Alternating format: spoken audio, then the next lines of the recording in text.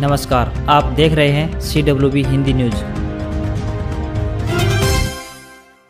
भारत की स्वतंत्रता के 15 अगस्त 2022 को 75 वर्ष पूरे होने पर मनाए जाने वाले अमृत महोत्सव की हरियाणा सरकार ने व्यापक तैयारियां शुरू कर दी हैं। हरियाणा सरकार के मुख्य सचिव विजय वर्धन ने चंडीगढ़ में वरिष्ठ अधिकारियों की मीटिंग को लेकर निर्देश दिए कि करीब 17 माह तक चलने वाले इस महोत्सव के दौरान सभी विभागों द्वारा ऐसे अनुकरणीय कार्यक्रम आयोजित किए जाने चाहिए जिनमें देश की आजादी से लेकर वर्तमान समय तक विकास के सफर की झलक दिखाई दे। मुख्य सचिव ने कहा कि प्रधानमंत्री नरेंद्र मोदी ने अमृत महोत्सव का शुभारंभ करते हुए गत 12 मार्च को गुजरात के साबरमती से दांडी मार्च को हरी झंडी दिखाकर रवाना किया था। मुख्यमंत्री मनोहर लाल ने उसी दिन प्रदर्शनी का उद्घाटन कर इस महोत्सव की हरियाणा में भी शुरुआत कर दी थी।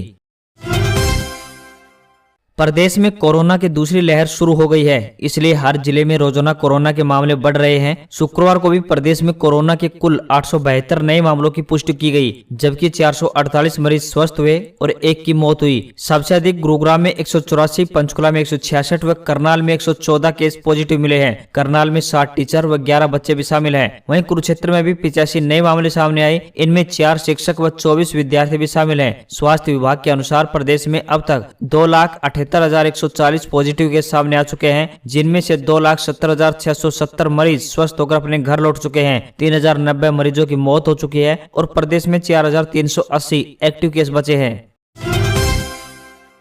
सिरसा अनाज मंडी में सरसों की आवक शुरू हो गई है। सरकारी खरीद 1 अप्रैल से शुरू होने वाली है, लेकिन किसान फसल लेकर मंडी में पहुंचना शुरू हो गए हैं। फिलहाल प्राइवेट फर्मों द्वारा फसल की खरीद की जा रही है। सरसों का समर्थन मूल्य सरकार द्वारा 4,645 रुपए तय किया गया है। प्राइवेट फार्म सिरसा अनाज मंडी में 5,200 के हिसाब से सरसों की खरीद कर रही है। एक किसान के अनुसार इस बार प्रति एकड़ 9 से 10 क्विंटल के करीब सरसों का उत्पादन हुआ है। फिलहाल भाव अच्छा मिल रहा है और किसी तरह की कोई परेशानी नहीं आ रही है। अमेरिका के रक्षा मंत्री लॉयड ऑस्टिन 3 दिन की यात्रा पर शुक्रवार शाम करीब 5 बजे भारत पहुंचे। इसके बाद उन्होंने प्रधानमंत्री नरेंद्र मोदी और NSA अजित डोभाल से मुलाकात की। पद संभालने के बाद ये पहली विदेश यात्रा है। वे 21 मार्च तक भारत के दौरे पर रहेंगे। ऑस्टिन भारत के रक्षा मंत्री राजनाथ सिंह से भी मुलाकात करेंगे। इस बातचीत में डिफेंस डील भी हो सकती है। ऑस्टिन और राजनाथ सिंह के बीच इंडो पैसिफिक, अफगानिस्तान और पाकिस्तान के मुद्दे पर भी बातचीत हो सकती है। दिल्ली में 25 मार्च से शुरू होने जा रही घर घर राशन योजना पर केंद्र सरकार ने रोक लगा दी है। CM अरविंद केजरीवाल सीमापुरी इलाके से इस योजना की शुरुआत करने वाले थे। इसमें 100 परिवारों को राशन बांटा जाना था। अब केंद्र सरकार की ओर से दिल्ली सरकार के खाद्य आपूर्ति सचिव को चिट्ठी लिखकर कहा गया है कि केंद्र सरकार राष्ट्रीय खाद्य सुरक्षा अधिनियम के तहत राज्यों को राशन देती है। इसमें किसी तरह का बदलाव नहीं किया जा सकता, इसलिए योजना को शुरू न किया जाए। दुनिया भर के फेसबुक, व्हाट्सएप और इंस्टाग्राम यूजर्स शुक्रवार रात को यानी भारतीय समय अनुसार करीब 42 मिनट तक इन सोशल साइट्स को इस्तेमाल नहीं कर सके। फेसबुक की मैसेंजर सर्विस को भी लोग इस्तेमाल नहीं कर सके। ये समस्या शुक्रवार की रात करीब 11:05 पर शुरू हुई और रात करीब 11:47 तक बनी रही। जानकारी के मुताबिक भारत में कुछ यूजर्स के फेसबुक ऐप ने रात 11:42 पर काम करना शुरू कर दिया था। इसके बाद भी कई यूजर्स को मैसेज भेजने में परेशानी का सामना करना पड़ा। व्हाट्सएप ने देर रात सर्विस होने की जानकारी दी, साथ ही यूजर्स को धन्यवाद भी दिया। हालांकि इन तीनों की सेवाएं किस तरह से ठप हुई, इसका पता नहीं चल पाया है। भारत और पाकिस्तान के लिए यह समय अतीत को भूलने और आगे बढ़ने का है। यह बयान पाकिस्तानी सेना के जनरल चीफ कमर जावेद बाजवा की तरफ से आया है। गुरुवार को वह इस्लामाबाद में एक सुरक्षा वार्ता को संबोधित कर रहे थे। बाजवा का कहना है कि दोनों देशों के बीच कुछ अनसुलझे मुद्दों की वजह से अब तक विकास और शांति बहाल नहीं हो सकी है। अगर दोनों देश साथ आते हैं तो इससे दक्षिण और मध्य एशिया में विकास की संभावनाओं को खोलने में मदद मिलेगी। इससे पहले भारत ने भी पिछले महीने कहा था कि वह पाकिस्तान के साथ आतंक, दुश्मनी और हिंसा मुक्त माहौल के साथ सामान्य पड़ोसी संबंधों की आकांक्षा रखता है।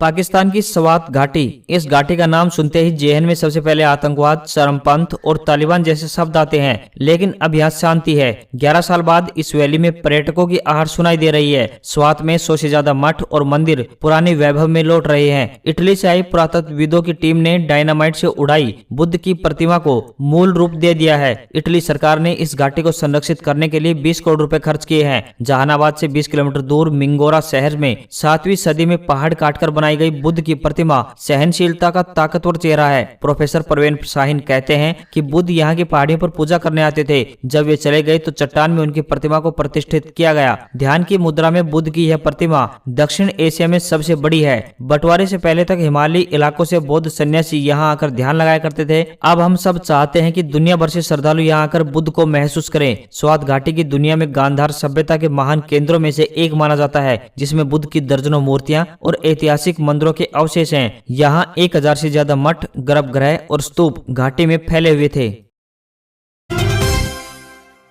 अमेरिका में कम पढ़े लिखे लोगों की तुलना में शिक्षित 10 साल ज्यादा जीते हैं। यानी 25 साल का एक डिग्रीधारी युवा हाई स्कूल तक पढ़ाई कर छोड़ने वाले युवा की तुलना में अधिक जीता है। अब तक यह माना जाता था कि अमीरों की तुलना में गरीब कम जीते हैं, लेकिन हालिया शोध में यह पाया गया है कि जीवन प्रत्याशा का आय से कोई लेना देना नहीं है, बल्कि शिक्षा से पूरा संबंध है। अमेरिका की नेशनल एकेडमी ऑफ साइंस की पत्रिका में प्रिंसटन विश्वविद्यालय के प्रोफेसर एनी केस और प्रोफेसर एंगस डीटन ने जीवन प्रत्याशा को डेटा के आधार पर विश्लेषित किया है। उन्होंने 1990 से 2018 के बीच लगभग 5 करोड़ लोगों के मृत्यु प्रमाण पत्र के आंकड़ों का उपयोग करते हुए सिद्ध किया है कि जीवन प्रत्याशा का शिक्षा से गहरा ताल्लुक है। लिंग, नस्ल, जातीयता से कोई लेना देना नहीं है।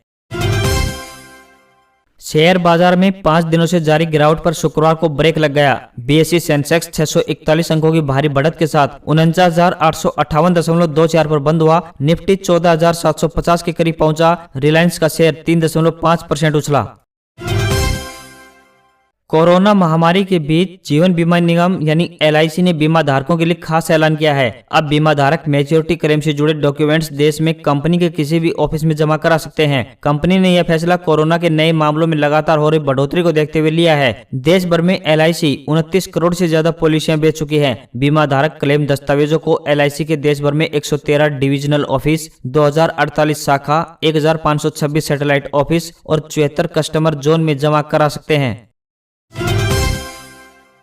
पश्चिमी मध्य रेलवे ने 680 ट्रेड अप्रेंटिस पदों पर भर्ती के लिए नोटिफिकेशन जारी किया है। इच्छुक कैंडिडेट्स ऑफिशियल वेबसाइट के जरिए ऑनलाइन आवेदन कर सकते हैं। इन पदों के लिए एप्लीकेशन प्रोसेस शुरू हो चुकी है, जो 5 अप्रैल तक जारी रहेगी। इन पदों पर कैंडिडेट्स का सिलेक्शन बिना किसी परीक्षा के लिया जाएगा। इन पदों के लिए आवेदन करने वाले कैंडिडेट्स किसी मान्यता प्राप्त 10वीं पास होने चाहिए। साथ ही संबंधित ट्रेड में ITI जरूर होना चाहिए।